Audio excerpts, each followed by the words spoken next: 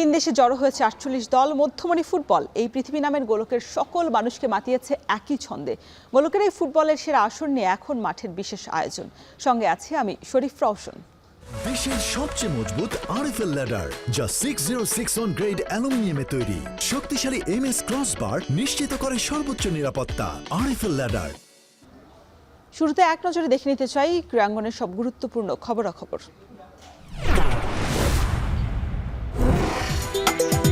চলতি বিশ্বকাপে ফাইনালের মহারণের বাকি আর মাত্র 2 দিন। সোনালী ট্রফি জয়ের লড়াইকে সামনে রেখে অন্তিম মুহূর্তের প্রস্তুতিতে ব্যস্ত দুই পরাশক্তি আর্জেন্টিনা এবং স্পেন। যদিও ইনজুরির থাবায় শঙ্কায় ফেলেছে স্প্যানিশদের। লামিন ইয়ামাল এবং ডিফেন্ডার পেদ্রো পোরোকে অনুশীলনে রাখা হয়েছে বিশ্রামে।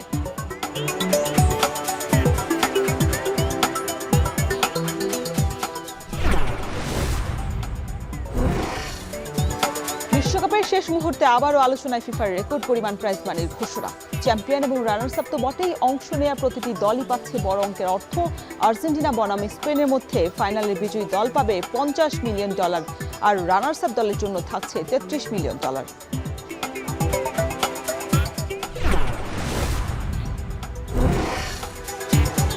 সিরিজে টিকে থাকতে শুক্রবার জিম্বাবুয়ের বিপক্ষে মাঠে নামছে টিম বাংলাদেশ। 3 ম্যাচের টি-20 সিরিজের দ্বিতীয় ম্যাচ হারলেই শেষ হয়ে যাবে টাইগারদের সিরিজ।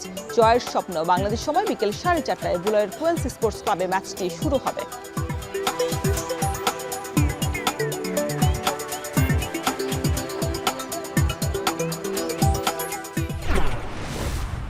ওয়াটার পাম্পের রোটর এখন আরো উন্নত, ফলে অল্প সময়ে ওঠে অধিক পানি আর বিদ্যুৎ সাশ্রয় হয় 20% পর্যন্ত। আরএফএল ওয়াটার পাম্প, অন করলেই পানির তুফান। শুনছিলেন ক্রীড়াঙ্গনের সব গুরুত্বপূর্ণ খবর। এবার বিশ্বকাপ নিয়ে আলোচনায়, কারণ দেখতে দেখতে কিন্তু শেষ হয়ে গেছে বিশ্বকাপের যে শুরু থেকে অনেক উন্মাদনা ছিল এবং বিশ্বকাপের শেষ মুহূর্তে কিন্তু পৌঁছে গেছে। আর মাত্র 2টো ম্যাচ রয়েছে, এর মধ্যে দিয়ে শেষ হয়ে যাবে বিশ্বকাপের পর্দাও নামবে। তবে বিশ্বকাপের আগে অনেক আলোচনা বাকি রয়েছে। কেমন করলো দলগুলো, যে দলগুলো আসলে ফাইনালে নিজের নাম লিখেছে, সব কিছু মিলে তারা সমর্থক কিনা, আবার যোগ্য দল হিসেবে ফাইনাল নিশ্চিত করতে পেরেছে কিনা, সবকিছু নিয়ে আলোচনার জন্য আজকে আমাদের সাথে উপস্থিত রয়েছেন কোচ এবং সাবেক খেলোয়াড় জুলফিকার মাহমুদ মিন্টু ভাই। আপনাকে স্বাগত জানাচ্ছি। মিন্টু ভাই, যেটা বলছিলাম যে বিশ্বকাপে যে আলোচনা হচ্ছিল, অবশ্যই স্পেন, ফ্রান্স, আর্জেন্টিনা এবং ইংল্যান্ড দল আলোচনায় কিন্তু ছিল যে সেমিফাইনালে তারা খেলেছেও। তবে ফাইনালে স্পেন এবং আর্জেন্টিনা শেষ মুহূর্তে যোগ্য দল হিসেবে কি নিজেদের নামটা আসলে বসাতে পেরেছে কিনা তারা? না, আপনি যথার্থই বলেছেন। অ্যাকচুয়ালি আলোচনা ছিল এই নামগুলোই, এবং অফকোর্স যদি আপনি দেখেন অনেক দিন পরে সম্ভবত এরকম আসলে রেয়ার কেস যে বিশ্বকাপের 4টা সেমিফাইনালিস্ট দল হচ্ছে ওয়ার্ল্ড র্যাঙ্কিংয়ের টপ 4 টিম। তো আমি মনে করি যে টপ 4 যে 4টা টিম সেমিফাইনালে খেলেছে, তাদের মধ্যে এখন 2টি টিম ফাইনাল খেলছে, স্পেন এবং আর্জেন্টিনা। ডেফিনেটলি বেস্ট টিম এই ওয়ার্ল্ড কাপের, অফকোর্স। সো আসলে এই জার্নিটা কেমন ছিল তাদের, অনেক আপস অ্যান্ড ডাউনস ছিল। আপনি যদি স্পেনের পয়েন্ট অফ ভিউ থেকে দেখেন এবং আর্জেন্টিনার পয়েন্ট অফ ভিউ থেকে দেখেন, তাহলে একটা জিনিস আমি একটু মেমোরাইজ করতে চাই। গ্রুপ ম্যাচে কেপ ভার্দে স্পেনকে একটা হার্ড টাইম দিয়েছিল, এবং সেই কেপ ভার্দে কিন্তু রাউন্ড অফ 36-এ কোয়ালিফাই করে এবং 32-তে কোয়ালিফাই করে, এবং সেখানে কিন্তু তাকে আপনার আর্জেন্টিনাকে ফেস করতে হয়েছিল, এবং আর্জেন্টিনাকেও কিন্তু সে হার্ড টাইম দিয়েছিল। এবং ওই ম্যাচটা অতিরিক্ত সময় গড়িয়েও আসলে ফলাফল নির্ধারণ কঠিন হয়ে গিয়েছিল। এবং দেখেন কাকতালীয়ভাবে আজকের ফাইনালিস্ট 2টি দল, মানে স্পেন এবং আর্জেন্টিনা, এই 2টি দলে কিন্তু আসলে কেপ ভার্দেকে ফেস করে এসেছে। একটা টিম হচ্ছে গ্রুপ স্টেজে, আর একটা হচ্ছে রাউন্ড অফ 32-তে। সো আপনি দেখেন কত স্ট্রাগল তাদেরকে করতে হয়েছে 2টি দলের সঙ্গে, এবং 2টি দলে আজকে আবার ফাইনাল খেলছে। সো এটা আরেকটা কাকতালীয় বিষয় আর কি, আমি বললাম আর কি এখানে। তো যেটা আপনি বললেন যে Spain definitely last Euro champion, 2024-এর ইউরো চ্যাম্পিয়ন, এবং আমরা যদি দেখি যে আর্জেন্টিনা ডিফেন্ডিং চ্যাম্পিয়ন এবং কোপা চ্যাম্পিয়ন। সো ডেফিনেটলি আর্জেন্টিনার যে স্কোয়াড, এই স্কোয়াডের যে আপনার ডেপথ, সেই ডেপথ এবং প্লেয়ারদের কোয়ালিটি অনুযায়ী যেরকম এক্সপেক্টেড পারফরমেন্স হওয়া উচিত ছিল, সেরকম পারফরমেন্স কিন্তু আসলে মাঝে মাঝে ফ্ল্যাকচুয়েট করেছে।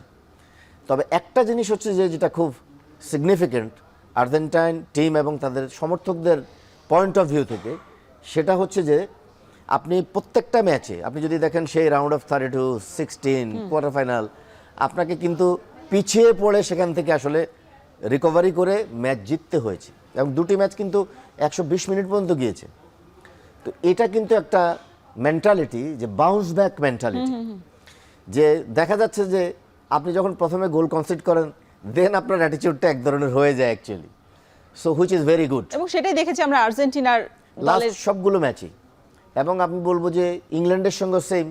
আমি এখানে ইংল্যান্ড এবং ইজিপ্টের সঙ্গে অফকোর্স দে ডিজার্ভ ইট, এটাই হচ্ছে মানে আপনার আলটিমেট গোল।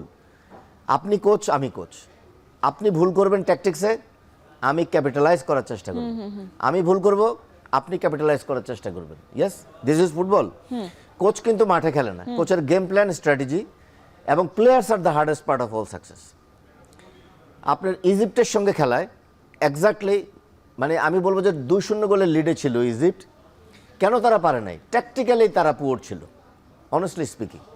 ইংল্যান্ড 1-0 লিড ছিল, ট্যাকটিক্যালি ইংল্যান্ড পুয়ার ছিল, ট্যাকটিক্যালি মাচ মোর বেটার ছিল হচ্ছে আর্জেন্টিনা।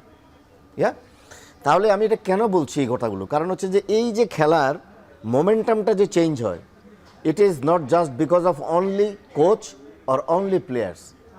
আপনার আলটিমেট রেজাল্টটা হচ্ছে একটা combination of both coach and players. মানে কোচের ট্যাকটিক্যাল ব্রিলিয়ান্স এবং হচ্ছে প্লেয়ারদের ডেলিভারি অন দ্য পিচ, সেটা যখন একসাথে হবে দেন আপনি কিন্তু আপনার ডিজায়ার আউটকামটা পাবেন। এখন টুকেল করেছে অতিমাত্রায় ডিফেন্ডিং, ইয়া, একটা গোল দেওয়ার পরে, এবং সেটা তার ব্যাকফায়ার করেছে। আজকে আমি হাইপোথেটিক্যালি ধরে নিই, যদি টুকেল এখন সমালোচনার মুখে পড়ছেন কেন তিনি ডিফেন্ডিংয়ে গিয়েছেন। আচ্ছা, মেক্সিকোর সঙ্গে তো তিনি অলমোস্ট 40 মিনিটের মতো ডিফেন্ডিংয়ে ছিলেন, 54 মিনিটে রেড কার্ডটা কনসিড করার পরে কোয়ান্সার।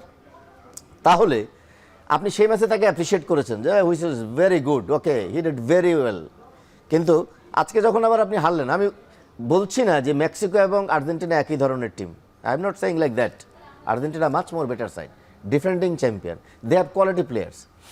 এখন যদি আপনি এইরকম করে ম্যাচটা বের করে নিতে পারতেন তাহলে কিন্তু আবার আপনি প্রেস পেতেন, এখন অ্যাপ্রিসিয়েট করতো সবাই। মানে দুই দিকেই জ্বালা। এখন কথা হচ্ছে যে সামটাইমস এই যে ট্যাকটিক্যাল মিস্টেক্সগুলো ডিসিশন মেকিংয়ের, গেম প্ল্যানে, এগুলি কিন্তু আসলে বড় ধরনের আপনাকে মাসুল দিতে হয় এই লেভেলে, না, not only in this level, anywhere, everywhere. তো যেটা আপনি বললেন, আমি বলবো যে স্পেনও স্ট্রাগল করেছে। এবং স্পেন দেখেন আপনি খুব বেশি গোল দেয়নি কিন্তু কোনো টিমকে, accept the Austria, if I am not wrong.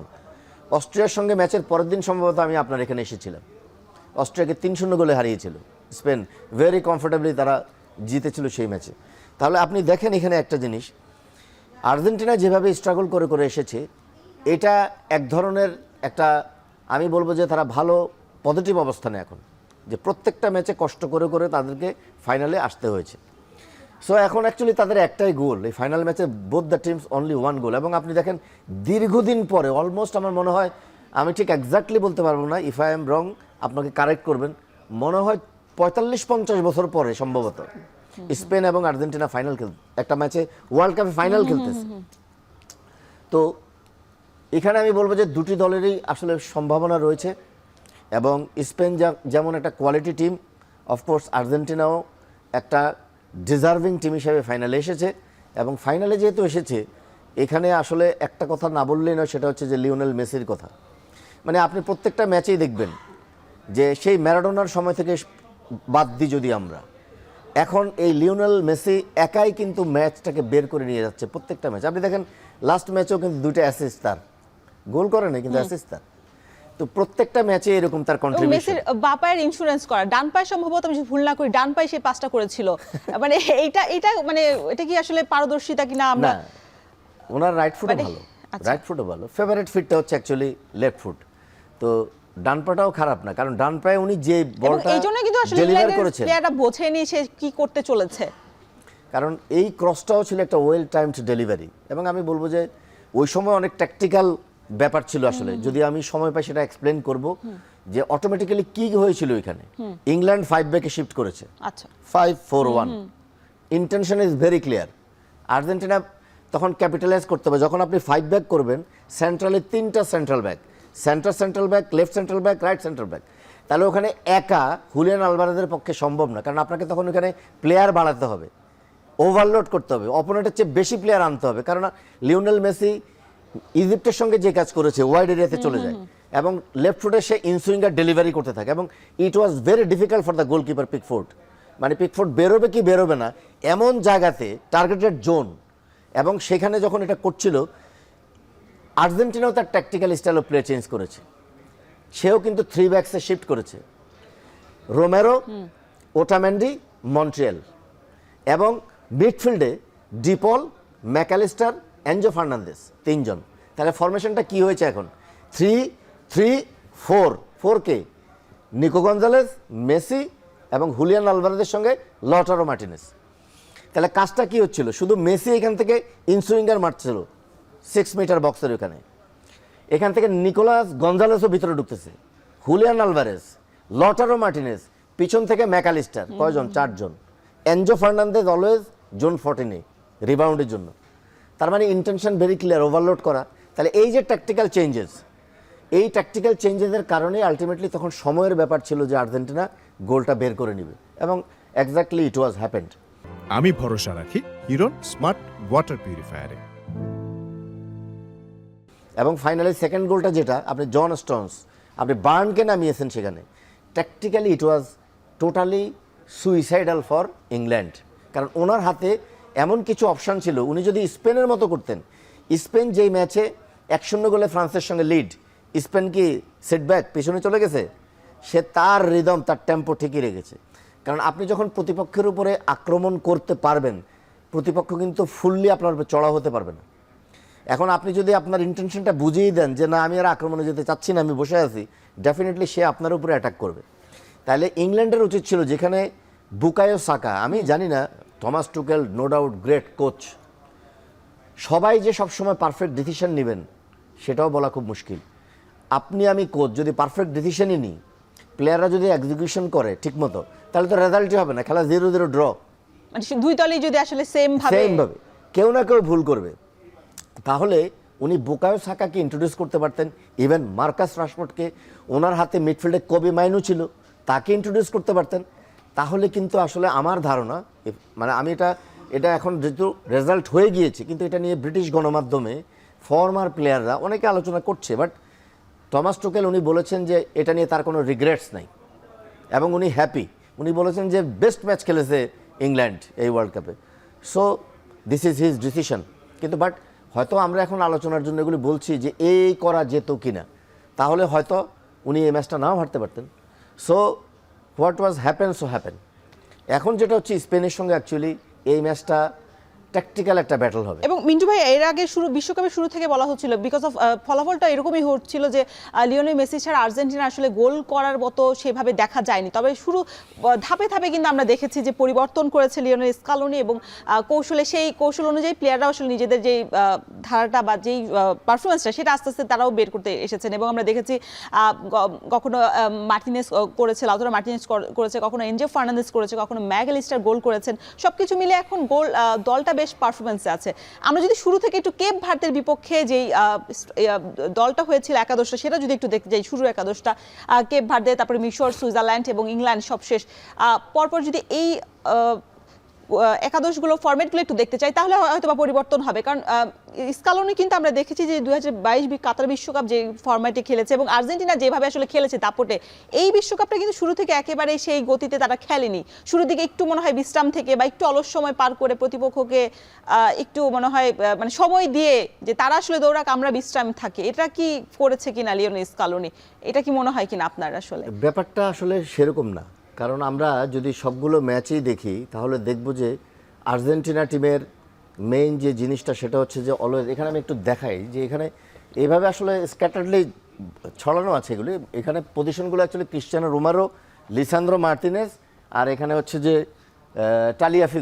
টালিয়াফিগো চলে যাবে এদিকে, বা Medina, however it is, but উপরে হচ্ছে লিওনেল মেসি এবং হচ্ছে লাউতারো মার্টিনেজ। এটাকে আমরা অ্যাসিমেট্রিক বলি, asymmetric. Main Lionel Messi right side থেকে অপারেট করে। লাস্ট 2022 ওয়ার্ল্ড কাপে দেখা গিয়েছে যে আনহেল ডিমারিয়া লেফট সাইড থেকে অপারেট করতো, ওভারলোড করতো।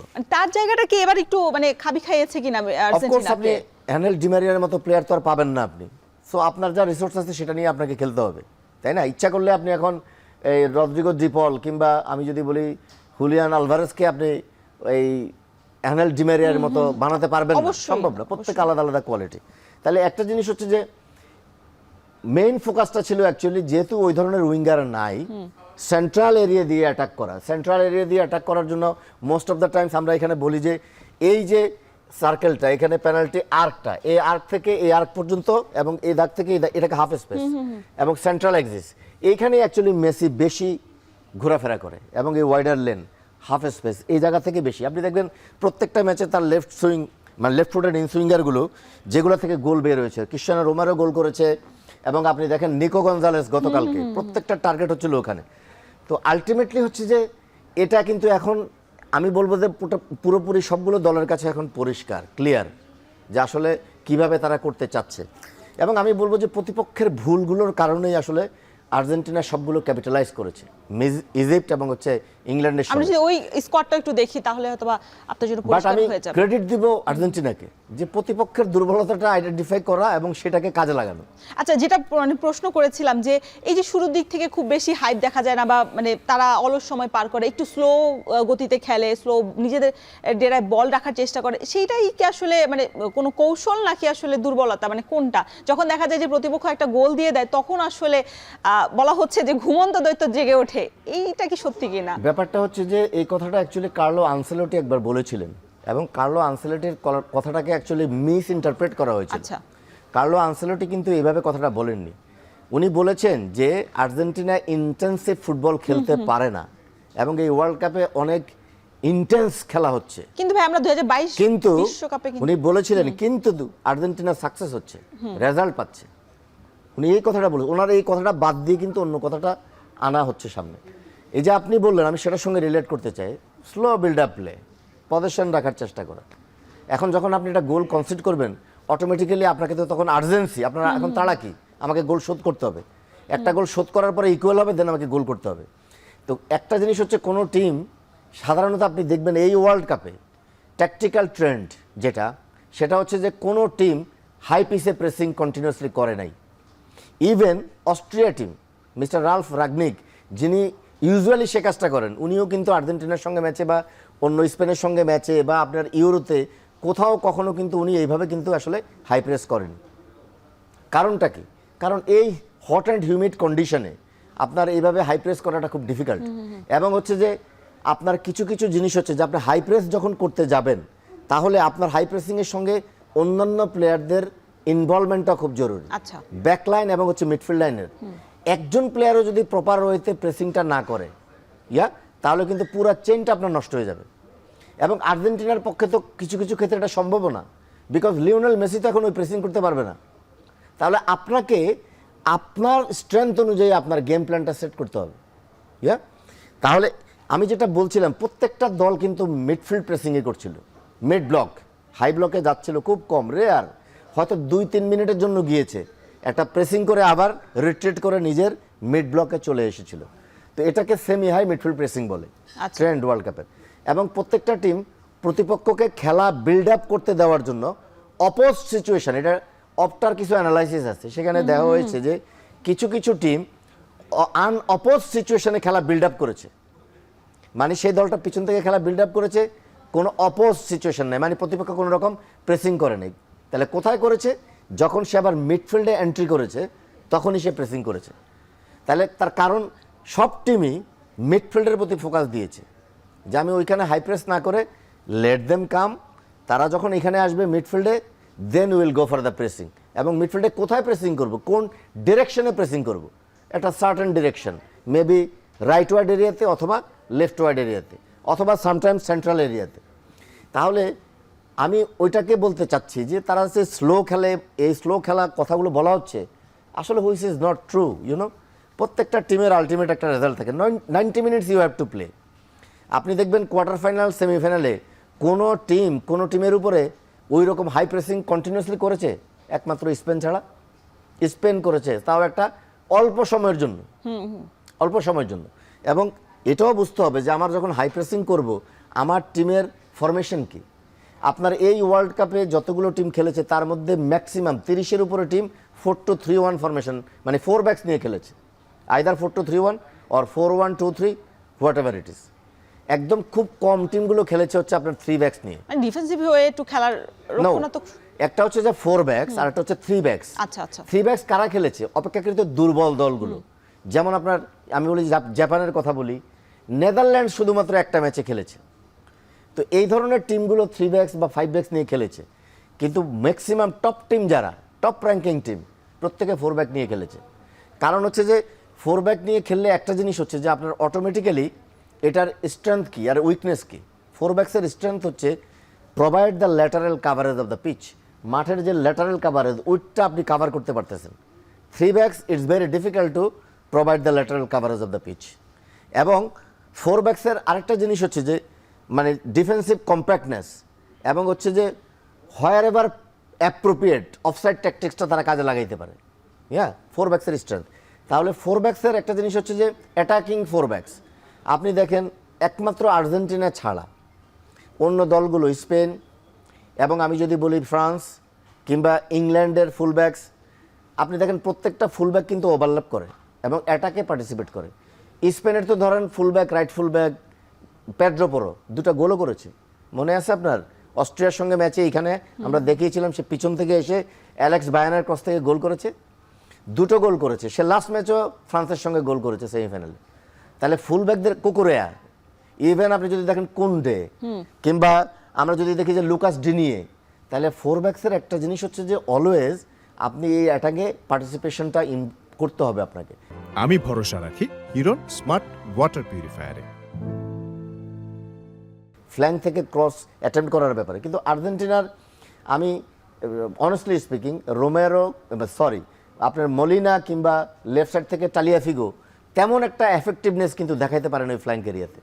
তো আর্জেন্টিনার যেই মেইন অস্ত্র সেটা হচ্ছে যে লিওনেল মেসি কেন্দ্রিক অ্যাকচুয়ালি তাদের অ্যাটাক ইনিশিয়েট করে, যেটা আপনি বললেন একটু আগে। কিন্তু এটাও ঠিক আপনি মেনশন করেছেন যে এখন তাদের প্লেয়াররা Julian Alvarez, Lautaro Martinez, Mac Allister, Enzo Fernandez গোলের ভিতরে এসেছে। এটা হওয়ার ফলে একটা জিনিস হচ্ছে যে রোমেরো কিন্তু ইয়া করেছে ডিফেন্স থেকে, রোমেরো গোল করেছে, লিসান্দ্রো মার্টিনেজ গোল করেছে সেট পিসে স্পেশালি। তাহলে এটা একটা পজিটিভ সাইড। কিন্তু তারপরও যেটা হচ্ছে যখন আপনি স্পেনের সঙ্গে যাবেন খেলতে, তাহলে এটা একটা বিরাট টাফ চ্যালেঞ্জিং ম্যাচ হবে ট্যাকটিক্যাল পয়েন্ট অফ ভিউ থেকে। কারণ স্পেন 4-1-2-3 ফরমেশনে খেলে অলওয়েজ। কখনো হয়তো সে একটু সোয়াপ করে পজিশনটা, যে ফ্যাবিয়ান রুইসকে অথবা পেদ্রিকে রদ্রির সঙ্গে নিচে নিয়ে এসে উপরে ড্যানি অলমোকে রাখে, সাবস্টিটিউশনগুলো পরে আসে। এখন আর্জেন্টিনার মিডফিল্ডের যেই কম্বিনেশন, এই কম্বিনেশন তারা অ্যাকচুয়ালি কীভাবে এগুলিকে ডিল করবে। এবং একটা জিনিস হচ্ছে বল রিকভারি টাইম। স্পেনের বল রিকভারি টাইম এই ওয়ার্ল্ড কাপে সবগুলো টিমের চেয়ে কম। 6 সেকেন্ড 7 সেকেন্ডের মধ্যে তারা বল হারালে সেটা রিকভার করে। আচ্ছা, আর্জেন্টিনার হচ্ছে অলমোস্ট 12-13 সেকেন্ডের উপরে, 12-13 সেকেন্ড। তার মানে তার রিকভারি টাইম বেশি লাগে, অনেক পরে। স্পেন এমন টিম, সে বল হারানোর সঙ্গে সঙ্গে আবার, এবং তার 4-1-2-3 বা 4-3-3 ফরমেশনে খেলার কারণে যখন বল ট্রাভেল করে তার পুরা টিমের স্পাইন একসাথে শিফট করে। এবং আমরা এই ফ্রান্সের বিপক্ষে যেই কৌশলটা দেখেছি যে ম্যান টু ম্যান তারা শেডো যেই টেকনিকটা, সেটা খুব বেশি তাদের মানে এটা মূল অস্ত্র ছিল এবং ফ্রান্স এর বাইরে আসলে আসতেই পারেনি। এটা নিশ্চয়ই আর্জেন্টিনার বিপক্ষেও খেলবে। এবং আরেকটা বিষয়, আর্জেন্টিনা এবং স্পেন একই গতিতে মনে হয় খেলে, টেম্পোটা খুব বেশি পার্থক্য নেই। সেই জায়গায় আসলে আর্জেন্টিনা ভুগবে কিনা স্পেনের বিপক্ষে? আর্জেন্টিনা ভুগবে কিনা এটা বলা খুব মুশকিল। কিন্তু সবচেয়ে বড় জিনিস হচ্ছে যে আপনি স্পেনের সঙ্গে চ্যালেঞ্জটা হবে আপনার বল পজিশন। হ্যাঁ, আপনার যদি বল পজিশন কমও থাকে, পজিশন কম হলেও আপনি অপোনেন্টকে ডিকটেট করতে পারবেন। এটাকে ট্যাকটিক্যাল অ্যাসপেক্টে বলে যে without position dictating the opposition team. Okay, let them play. সারাদিন খেলবে ওইখানের মধ্যে, আপনার সেন্ট্রাল এরিয়াতে আসতে পারবে না, গোল করতে পারবে না। কেপ ভার্দে যেটা করেছিল অ্যাকচুয়ালি, ছোট টিম সারাক্ষণ ওইখানে পার্ক বাস করে বসে আছে। কিন্তু স্পেন তো আর পার্ক বাস করবে না, বা আর্জেন্টিনাও পার্ক বাস করবে না। বাস পার্কিংয়ের চিন্তাই মাথার মধ্যে নাই। তাদের চিন্তা থাকবে ডেফিনেটলি হচ্ছে যে এটা একটা মানে ফ্লুইডিটি, খেলার ভিতরে যাতে একটা টেম্পো এবং রিদম থাকে। এখন স্পেনের জন্য যেটা সবচেয়ে বড় সুবিধা সেটা হচ্ছে তাদের ফরমেশন এবং তাদের প্লেয়ারদের, যেটা আমি বললাম, বল ট্রাভেলিংয়ের সঙ্গে সঙ্গে তারা একসাথে শিফট করে সবাই অ্যাজ এ টিম। যার ফলে হয় কি, কোথাও যদি বল তারা হারায় মিডফিল্ডে বা ফ্রন্ট লাইনে, প্লেয়াররা খুব কাছাকাছি থাকে এবং যার ফলে খুব তাড়াতাড়ি তারা সেটা রিকভার করতে পারে। এটা হচ্ছে তাদের সবচেয়ে বড় অ্যাডভান্টেজ এবং এটা তাদের খেলার স্টাইল। আপনি স্প্যানিশ ফুটবলটা তো বেসিক্যালি হচ্ছে ওই আমরা টিকি টাকার কথা বলি যে শর্ট পাস খেলতে খেলতে অপোনেন্টকে টায়ারিং করা, এক্স্যাক্টলি স্পেন সেম কাজটাই করে। এবং এইখানে আর্জেন্টিনা, আমি মনে করি যে আর্জেন্টিনা এত বেশি চিন্তা করার কোনো কারণ নেই, কারণ স্পেনও ডেফিনেটলি তাদেরকে মাথায় রেখে মাঠে নামবে। মানে কোন জায়গাটাতে আসলে চিন্তা হওয়ার কারণ থাকবে লিওনেল স্কালোনি সহ মেসির, সেই প্রশ্নের উত্তরটা নেব মিন্টু ভাই, তবে বিরতির পর। দর্শক, নিচ্ছি ছোট্ট একটা বিরতি, ফিরছি একটু পরে।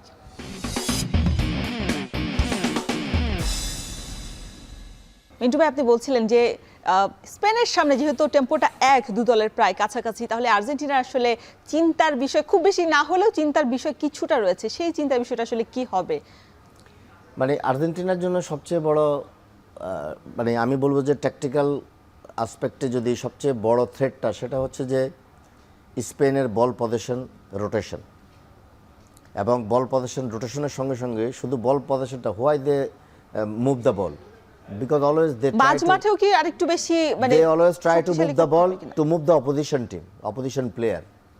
কারণ ওরা যখন, আপনি এখানে বোধহয় একটা দেখানো হচ্ছে স্ট্যাটিস্টিক্স, এটা দেখানো হচ্ছে এই যে বিশ্বকাপে বলা হচ্ছিল শেষ ম্যাচে ইংল্যান্ড এবং আর্জেন্টিনা যে রাফ ফুটবলটা খেলেছে, আপনি নিশ্চয়ই মানে খেয়াল করেছেন যে আর্জেন্টিনা কিন্তু শুরু করেছিল, প্লেয়াররা অনেক বেশি আক্রমণাত্মক গিয়েছিল, একজন প্লেয়ার আরেকজনের প্লেয়ার উপরে। আমরা যদি একটু দেখি যে আর্জেন্টিনা এখন পর্যন্ত গোল করেছে 19টি, অ্যাসিস্ট করার সংখ্যা রয়েছে 12, এবং শট এবং গোলমুখে শট রয়েছে 113, আর গোলমুখী শট তারা নিয়েছেন 46টি। স্পেন রয়েছে গোল 13, অ্যাসিস্ট রয়েছে 9, শট রয়েছে 120টি এবং 42টা গোলমুখে শট রয়েছে স্পেনের। সেক্ষেত্রে আসলে মানে গোলমুখে শট যদিও কম রয়েছে আর্জেন্টিনার, তবে শট কম রয়েছে, তবে গোলমুখে শট নেওয়ার সক্ষমতা বেশি রয়েছে আর্জেন্টিনার, এবং গোলের ক্ষেত্রেও বেশি এগিয়ে রয়েছে। এবং এখানে একটা জিনিস হচ্ছে যে আপনি এখানে গোল করেছেন, গোল খাওয়াগুলোও যদি আসতো, গোল কনসিডিং করা, তাহলে কিন্তু আরেকটা স্ট্যাটিস্টিক্স পরিষ্কার হতো। আর্জেন্টিনা গোলও দিয়েছে, গোল খেয়েছে, হ্যাঁ, নিজেদের। স্পেন কিন্তু একটা গোল খেয়েছে, সেটা হচ্ছে আসল জিনিস। তাহলে দুই গোলরক্ষকের মধ্যে একটা লড়াই হবে। গোলরক্ষকের যে ডেফিনেটলি গোলরক্ষকের তো একটা লড়াই থাকবেই। Unai Simon he did very well, এবং আমি বলবো যে কিছু কিছু ক্ষেত্রে এমিলিয়ানো মার্টিনেজও ডিড ওয়েল। সুইজারল্যান্ডের সঙ্গে বিশেষ করে ম্যাচ, সে যদি 1v1 সেভটা না করতো অ্যান্ডোয়ের, তাহলে কিন্তু রেজাল্ট অন্যরকম হতেও পারতো। আচ্ছা, যেটা বলছিলাম যে গোল কিন্তু কনসিড কম করেছে স্পেন, তার মানে কি স্পেন গোল কমও দিয়েছে আবার গোল কমও খেয়েছে, এটা হচ্ছে তার স্ট্রেংথ। গোল আমি অল্প দিছি, কিন্তু যেটাই দিছি সেটার আমি আবার প্রোটেক্ট করে রেখে দিছি, তার মানে আমার ডিফেন্স ভালো। ইয়েস, তাহলে আপনি গোল করলে বা অ্যাটাকাররা যদি ফিনিশ করে, অফকোর্স আপনি ম্যাচ জিততে পারবেন, অফকোর্স, কিন্তু ডিফেন্ডিং যদি আপনি ভালো করতে পারেন, আপনি টুর্নামেন্ট জিততে পারবেন, ওয়ার্ল্ড কাপ জিততে পারবেন। তাহলে এইখানে একটা দুর্বলতার জায়গা আর্জেন্টিনার ওই স্ট্যাটিস্টিক্স থেকে পরিষ্কার যে আপনার ডিফেন্সে দুর্বলতা আছে, আর এদের ডিফেন্সের দুর্বলতাটা কম্পারেটিভলি কম। ফ্রান্সের মতো টিমরে সেমিফাইনালে খেলছে, সেখানেও একদম আউটপ্লেট করে দিয়েছে ট্যাকটিক্যালি। তাহলে এগুলো হচ্ছে ভয়ের ব্যাপার। এবং আপনি যেটা বললেন যে কিছু ইনজুরি কনসার্ন, যে লামিন ইয়ামাল কিংবা পেড্রো পোরো, আমার ধারণা হয়তো এটা ঠিক হয়ে যাবে, কারণ এখনো সময় আছে হাতে। আর ওই ধরনের দলগুলোর যেমন, যেহেতু তারা লাস্ট ম্যাচটা কন্টিনিউ করেছে, শেষ করেছে, আফটার ম্যাচ কিছু কিছু ইনজুরি হতেই পারে প্লেয়ারদের। এবং লামিন ইয়ামালের বাপের উরুতে আমরা ব্যান্ডেজও দেখেছি, সেক্ষেত্রে আসলে তার এগুলি আক্রমণ ভাগ ড্রিবলিং সুযোগ তৈরিতে তিনি বেশি আসলে এগিয়ে রয়েছেন লামিন ইয়ামাল। অফকোর্স, কারণ হচ্ছে যে তাকে তো দরকার হবে আপনার এই ম্যাচে, এবং আমার ধারণা যে ইনজুরি তেমন কোনো ফ্যাক্টর না, he will play, I am sure, because he is going to play against Lionel Messi. এটা নিয়ে অনেক আলোচনা তো ডেফিনেটলি আছে, লিওনেল মেসি হচ্ছে তার আইডল, এবং ছোটবেলায় তাকে একটি ছবিও কিন্তু ভাইরাল হয়েছিল, এবং সে চাইবে এই ম্যাচ খেলতে। ওই যে ফিলোসিমার কথা বলা হয়, হ্যাঁ, সেখানে একটা জিনিস হচ্ছে যে ধরেন আপনি এখানে যেটা দেখাচ্ছেন এদের যে মানে সিস্টেম অফ প্লে এবং ফরমেশন, এবং পেড্রির জায়গায় আমরা দেখেছি যে ফাবিয়ান রুইসকে নামানো হয়েছিল সেই জায়গাটাতে, এবং ফাবিয়ান রুইসকে নামিয়ে অ্যাকচুয়ালি কোচ ডেলা ফুয়েন্টে একটা জিনিস বলেছেন যে অনেকে কিছুটা সারপ্রাইজ হয়েছিল যে আমি কেন পেদ্রিকে বসিয়ে ফাবিয়ান রুইসকে নামিয়েছি। নিশ্চয় মনে আছে ফার্স্ট গোল ফাবিয়ান রুইসের কোয়ার্টার ফাইনালে, ইয়া। তাহলে কিছু কিছু জিনিস অ্যাকচুয়ালি কোচ নিজে এই সমস্ত জিনিসগুলা ইম্পোজ করার চেষ্টা করে ডিউরিং দ্য ম্যাচ। এবং এখানে বলবো যে আমি স্পেনের এই টিমটার মধ্যে মানে এক্সেলেন্ট একটা টিম, যদি প্রত্যেকটা প্লেয়ার দেখি, কুভার্সি আপনি দেখেন আমার এই ওয়ার্ল্ড কাপের one of the best central back কুভার্সি, এবং আপনি দেখেন যে গোলটা লাস্ট ম্যাচে তার আগের ম্যাচে করেছে, মানে বাদ দিতে পারবেন না, একদম তিনি ওই সাইড থেকে। নট অনলি দ্যাট, আমি বলছি যে সেন্ট্রাল ব্যাক, আচ্ছা, he is not central back, he is full back, different characteristic, different position. So Pedro Porro আপনার সে খেলে হচ্ছে টটেনহাম হটস্পারে। এখানে সবচেয়ে বড় জিনিস হচ্ছে যে আর্জেন্টিনার কার্ডটাও যদি আপনার থাকে তাহলে বোঝাটা কিছুটা সুবিধা হবে। স্পেন যেটা করতে চাবে অলওয়েজ তারা পজিশনটা নিজেদের কাছে রেখে সেটাকে রিটেইন করবে, আর্জেন্টিনাকে ফ্রাস্ট্রেটেড করার চেষ্টা করবে, এবং তারা কখনোই চাইবে না যে লিওনেল মেসি যেটা হয়তো কমফোর্টেবলি ইজিপ্ট কিংবা গতকালকের ম্যাচে মানে লাস্ট ম্যাচটাতে সেমিফাইনালে ইংল্যান্ডের সঙ্গে করতে পেরেছে, আর্জেন্টিনা অ্যাকচুয়ালি সেই কাজটা এদের সঙ্গে এত কমফোর্টেবলি করতে পারবে না। ওই যে আপনাকে বললাম রিকভারি টাইম, বল নিয়ে 6 সেকেন্ড 7 সেকেন্ডের মধ্যে রিকভার করে। আর্জেন্টিনার পায়ে বল গেলে দে ট্রাইড জাস্ট উইদিন 6 সেকেন্ডসের মধ্যে বলটাকে রিকভার করে, এবং তারা এত স্পেস হয়তো নাও দিতে পারে। এটা বলা যায় না, এটা আমি হাইপোথেটিক্যাল বলছি, অনুমান নির্ভর, তাদের খেলাগুলো দেখে ট্রেন্ডটা দেখে বলছি। কারণ ফুটবলের প্রত্যেকটা ম্যাচ একটা আলাদা আলাদা ম্যাচ, প্রত্যেকটা ম্যাচে আলাদা আলাদা সিচুয়েশন তৈরি হবে। এই জন্য ফুটবলকে বলা হয় যে আনপ্রেডিক্টেবল এনভায়রনমেন্টের খেলা, কারণ আপনি জানবেন না যে 3 সেকেন্ড পরে বা 4 সেকেন্ড পরে সিনারিওটা কী হতে যাচ্ছে অ্যাকচুয়ালি। সো আর্জেন্টিনা এখন যে মুডে আছে, আমি মনে করি যে এই মুডে অ্যাকচুয়ালি তারা এখন এমন একটা সিচুয়েশানে they can win this world cup, এবং দুটি দলের জন্যই একেবারে 50-50 চান্সেস। আপনি বলতে পারবেন না যে Argentina will win or Spain could not. Normal দুটি টিম হচ্ছে বেস্ট টিম ওয়ার্ল্ড কাপের এখানে খেলছে, এবং দুটি টিমের খেলার স্টাইল যেটা বলেন, বা আপনি যদি বলি যে প্লেয়িং স্টাইল, আমরা বলি স্টাইল মানে হচ্ছে যে কন্টেন্ট অফ দ্য গেম, গেমটাকে অ্যাকচুয়ালি কীভাবে খেলে তারা। সো স্পেন পজিশন বেসড খেলা, এবং আর্জেন্টিনাও also try to keep position. কোনো ডিরেক্ট ফুটবল অ্যাকচুয়ালি আর্জেন্টিনাও খেলে না, এবং তারা অলওয়েজ আন্ডার প্রেশারে যখন থাকে, অপোনেন্ট প্রেস করলে ওই টাইট সিচুয়েশনে কখনো কখনো এমিলিয়ানো মার্টিনেজ লং খেলার চেষ্টা করে বিহাইন্ড দ্য ব্যাকলাইন। এটা একটা ট্যাকটিক্স যে আমার উপরে যে প্রেশারটা আসতেছে, I have to release the pressure and I have to put pressure towards the opposition team. বা যদি আসলে মানে বল দেওয়ার মতো কোনো প্লেয়ার না থাকে, তখন আসলে তিনি Emiliano Martinez sometimes you have to play safe এবং ডোন্ট টেক এনি রিস্ক। এটা বুঝতে হবে কিছু জিনিস। এটা during the match actually player, top লেভেলের প্লেয়াররা they can recognise the problem and they can also solve the problem also. তারা ওই লেভেলে চিন্তা করে।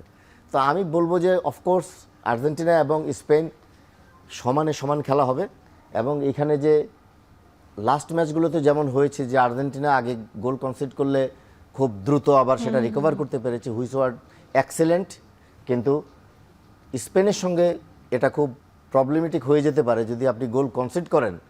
স্পেন কিন্তু দেখেন আপনার গোল কনসিডিংয়ের রেশু অ্যাকসেপ্ট 1 গোল, এবং স্পেনের সঙ্গে কিন্তু আপনি ওই জিনিসগুলো হয়তো পাবেন না। ট্যাকটিক্যালি যে সুবিধাগুলো আপনি বিভিন্ন ম্যাচে পেয়েছেন ইজিপ্ট কিংবা হচ্ছে আপনার ইংল্যান্ডের সঙ্গে, এটা হয়তো স্পেনের সঙ্গে পাবেন না, কারণ স্পেন অনেক ওয়েল অর্গানাইজড এবং ওয়েল ট্রেইন টিম, সোজা কথা ট্যাকটিক্যাল অ্যাসপেক্টে, এবং অনেক পেশেন্স নিয়ে খেলে, এবং কোনো অপটিমিস্টিক খেলা খেলে না, উচ্চাবিলাসী খেলা স্পেন খেলে না। Always try to keep the ball position, এবং সেটাকে একটা আমি বলি এটাকে মনোপোলাইজ করা, ইংরেজিতে বলে অ্যাকচুয়ালি মনোপোলাইজ, একচ্ছত্র করা।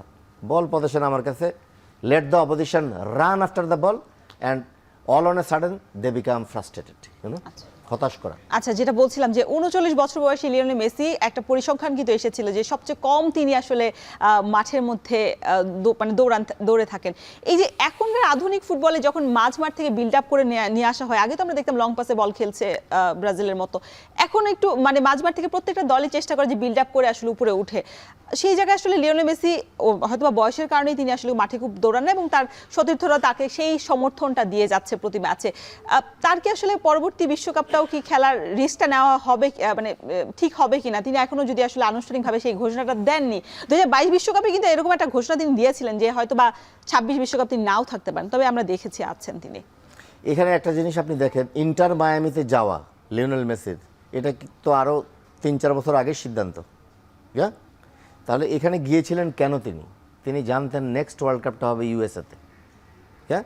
তাহলে ওইখানে তার যাওয়া, ইন্টার মায়ামির সঙ্গে ওই এনভায়রনমেন্টের সঙ্গে কোপ করা, এগুলি এখন বিভিন্ন মানে গণমাধ্যমে, টপ ক্লাস ইউরোপিয়ান গণমাধ্যমে এগুলি আলোচনা, বিশেষ করে ব্রিটিশ গণমাধ্যমগুলোতে, যে ওনার এগুলোই ছিল একটা পরিকল্পনা নিজের ক্যারিয়ারের জন্য। আমেরিকাতে খেলা, আমেরিকায় ওয়ার্ল্ড কাপ হবে, এবং ওনার বেসমেন্ট ক্যাম্প কিন্তু সেই কানসাসে, ওই জায়গাটার মধ্যেই। তাহলে এগুলি একটা পরিকল্পনা, এবং দেখেন উনি কিন্তু কন্ট্রাক্ট এক্সটেন্ড করেছেন ইন্টার মায়ামির সঙ্গে 2028 সাল পর্যন্ত, হোয়াট ডাজ ইট মিন? মানে দূরদর্শী মেসি বিকজ তার একটা প্ল্যান আছে, ডেফিনেটলি উনি কোপা খেলবেন, নেক্সট কোপা প্ল্যান আছে অফকোর্স, এবং হি ক্যান প্লে। এবং আমি ধরেন আমাকে যদি আপনি বেছে নিতে বলেন যে এই ওয়ার্ল্ড কাপের বেস্ট পসিবল মিডফিল্ড কী হতে পারে, বেস্ট পসিবল, এটা হচ্ছে আমার একদম অনেস্ট অ্যান্ড হাম্বেল ওপিনিয়ন। আমি লিওনেল মেসিকে ওইখানে রাখবো, তার সঙ্গে রাখবো জুড বেলিংহ্যামকে আচ্ছা 8 নাম্বার এবং 10 নম্বরে, তার পিছনে রাখবো আমি রদ্রিকে, স্পেনের রদ্রি, অন্য পজিশনগুলো নাই বললাম, because he is such a player. এরকম একটা প্লেয়ারকে পৃথিবীর যে কোনো কোচই চাইবে তার দলে। আসলে শিখানোর তো কিছু নেই লেভেলের প্লেয়ারদেরকে, আপনি দেখেন তার নিজের এগুলি ইন্ডিভিজুয়াল কোয়ালিটি, ব্রিলিয়ান্স। আপনি সে গোল করতে পারে নাই, দুইটা গোলের পিছনের কারিগর গোল হচ্ছে করার সে। জন্য যেই তো আপনি এগুলি মানে চিন্তা করা যায়, একটা কোচ সে জানে না যে তার ম্যাচটা আজকে জিততে পারে কিনা, এমন একটা প্লেয়ার যে কিনা ম্যাচটা বের করে দিয়ে গেল। At the end of the day credit কোথায় গেল? Coach is the best coach. Yeah, তো কোন কোচটা না চাইবে যে এরকম একটা প্লেয়ার আমার দলে থাকুক? অবশ্যই যে আলটিমেটলি আমার কাজ তো 50% job has been done if he is in the pitch. তাহলে ডেফিনেটলি জানি না উনি খেলবে কিনা, সেটা সময়ই বলবে অ্যাকচুয়ালি। ওই সময় তার 43 বছর বয়স হবে। এবং একটা জিনিস হচ্ছে যে আমাদের একটা মানুষের বা একটা প্লেয়ারের ম্যাক্সিমাম হার্ট রেট বলি আমরা, হার্ট রেট, সর্বোচ্চ পালসেশন রেট, যে এই হার্ট রেটের উপরে যদি আমার হার্ট রেট উঠে বা আপনার উঠে, আপনি অ্যাটাক করবেন, হার্ট অ্যাটাক করবেন। সেটা হচ্ছে একটা সিম্পল আমাদের একটা মানে ইয়া থাকে, এটা 220, সর্বোচ্চ 220 থেকে আপনার যে বয়স, সেই বয়সটা আপনি বাদ দিবেন। বাদ দেওয়ার পরে যত থাকবে, যদি আপনার 40 বছর বয়স হয় তাহলে 220 থেকে হলে 180 হলো আপনার সর্বোচ্চ pulse rate, maximum heart rate. 43 হলে আপনার হবে কত? 177। মানে 177-এর উপরে যদি বিট আপনার পার মিনিটে উঠে, 177 বিটস পার মিনিট, আপনি স্ট্রোক করবেন, হার্ট অ্যাটাক করবেন মাঠে। এটা হলো সিম্পল মানে ফিজিওলজি। তাহলে বয়সটা, যে কেন এখন দৌড়ায় না বেশি, কেন ক্রিশ্চিয়ানো রোনালদো দৌড়ায় না? যদি খুব বেশি দ্রুত দৌড়ায় তাহলে সাডেনলি যদি অ্যাটাক করে কি হবে? তাহলে এগুলি জিনিসও তাদের ডক্টর রয়েছে, তাদের কার্ডিওলজিস্ট রয়েছে, এবং আলটিমেটলি একটা সময় হয়তো চিন্তা করবে যে ওই বয়সে অতটুক রানিং ক্যাপাসিটি বা ওই রকম এফোর্ট দেওয়ার মতো ক্যাপাসিটি থাকবে কিনা, সেগুলি একটা বিবেচনার বিষয় অবশ্যই থাকবে। ওকে মিন্টু ভাই, তৃতীয় নির্ধারণী ম্যাচও কিন্তু রয়েছে ফ্রান্স এবং ইংল্যান্ডের। এটাও আসলে খুব বেশি নজর থাকবে না, তবে মানুষের আগ্রহ, যারা ফ্রান্সের সমর্থক বা ইংল্যান্ডের সমর্থক রয়েছেন তারা নিশ্চয়ই আসলে এই ম্যাচটা রাত ভরে দেখবেন, আগামীকাল রাতে রয়েছে, সেটা নিয়ে আমরা আলোচনা করব, তবে বিরতির পর। দর্শক, নিচ্ছি ছোট্ট একটা বিরতি, ফিরছি একটু পরে।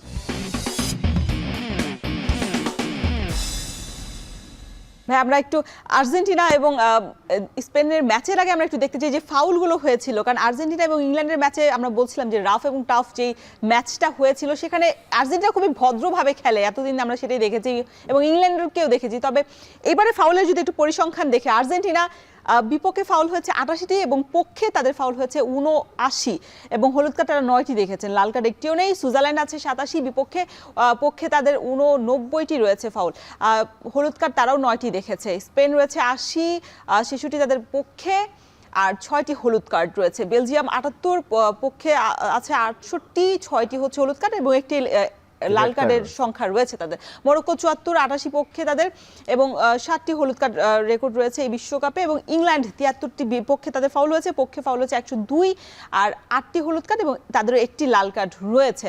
এই ক্ষেত্রে আসলে আমরা বলছিলাম যে ইংল্যান্ড শেষ ম্যাচে আসলে যেভাবে খেলেছে আর্জেন্টিনা এবং ইংল্যান্ড, এই ম্যাচেও কি আর্জেন্টিনা এবং স্পেনের মানে ওই চড়াও হয়ে খেলার যে ব্যাপারটা, আমার মনে হয় না এরকম হবে। তার কারণটা হচ্ছে ফুটবলটা হচ্ছে ফিজিক্যাল কন্ট্যাক্টের গেম।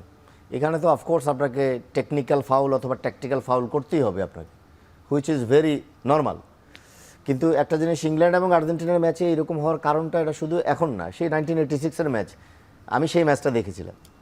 ওই ম্যাচে যে ফকল্যান্ড দ্বীপপুঞ্জ, কিছু পলিটিক্যাল ইস্যুজ, ইভেন গত ম্যাচেও কিন্তু এগুলি ছিল, আমরা এটা নিয়ে আলোচনা করব আসলে। এবং যত কিছুই হোক না কেন, ব্যাক অফ দ্য মাইন্ডে এগুলি ছিল। এবং আপনি দেখেন খেলার পরে তারা প্লেকার্ড নিয়েছে এবং প্লেকার্ডের মধ্যে লেখা ছিল যে ফকল্যান্ড ইজ আওয়ার, আমাদের।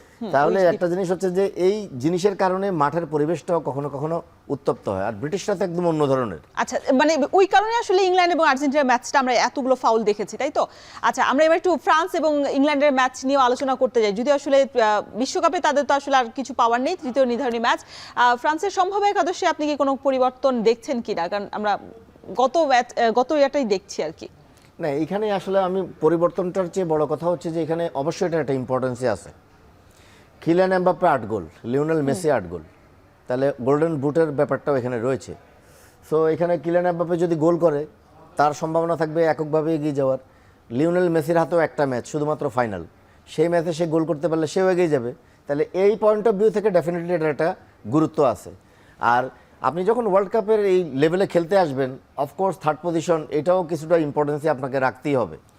তো হয়তো আমাদের কাছে এটার কোনো ইম্পর্টেন্সই নেই, আচ্ছা ডেফিনেটলি ওনাদের পয়েন্ট অফ ভিউ থেকে এটার নিশ্চয়ই কোনো গুরুত্ব আছে। এবং আমি জানি না এরকম কি পরিবর্তন স্টার্টিং 11-এ করবে। একটু ছোট্ট করে জানতে চাই ইংল্যান্ড এবং ফ্রান্সের ম্যাচটা কেমন, মানে লড়াইটা হবে কোথায় আর কোন জায়গাটাতে আসলে সতর্ক থাকা উচিত দুই কোচের?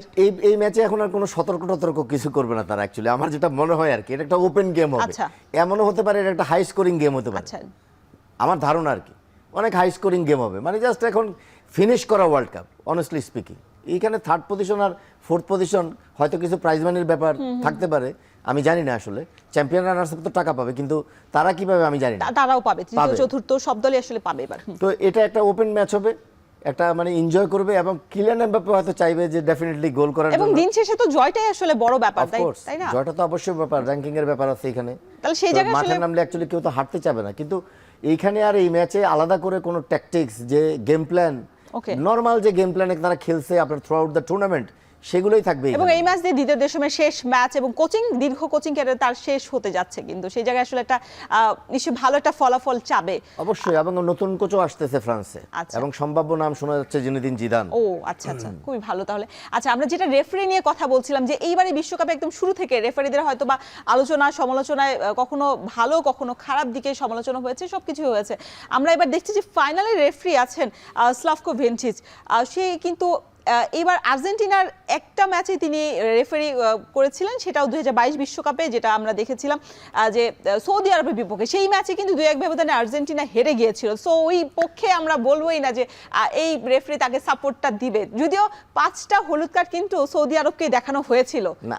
আমাদের কেন এই মাথায় এই জিনিসটা আসে যে রেফারি কাউকে ফেভার করবে বা কিছু করবে, মাথায় কেন আসে? যারা প্রতিপক্ষ বা যারা আসলে অন্য দলের সাপোর্টার তারা নিশ্চয়ই আসলে আর্জেন্টিনাকে একটু পেছনে নেওয়ার জন্য হয়তো বা এই ধরনের মন্তব্য সামাজিক যোগাযোগ মাধ্যমে আমরা দেখে থাকি। আমরা যদি একটু দেখি 2017 সালে কলম্বিয়ার বিপক্ষে প্রীতি ম্যাচে 2-2 গোলে ড্র করে স্পেন, তখন এই রেফারি তারা ম্যাচটি পরিচালনা করেছিল।